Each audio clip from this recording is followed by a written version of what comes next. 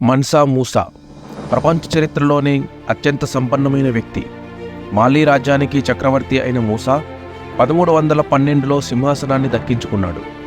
అతని మొత్తం ఆస్తి విలువ $400 బిలియన్, అంటే దాదాపు 33 లక్షల కోట్లు.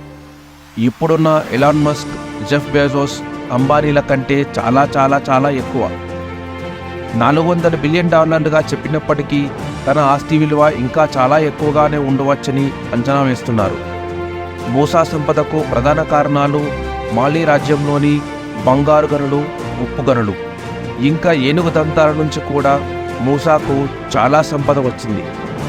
అతను ఎంత సంపన్నుడు అంటే ఇస్లాం మతంలో ఎంతో పవిత్రమైన మక్కాకి తాను ఏకంగా 60,000 మందితో బయలుదేరాడు.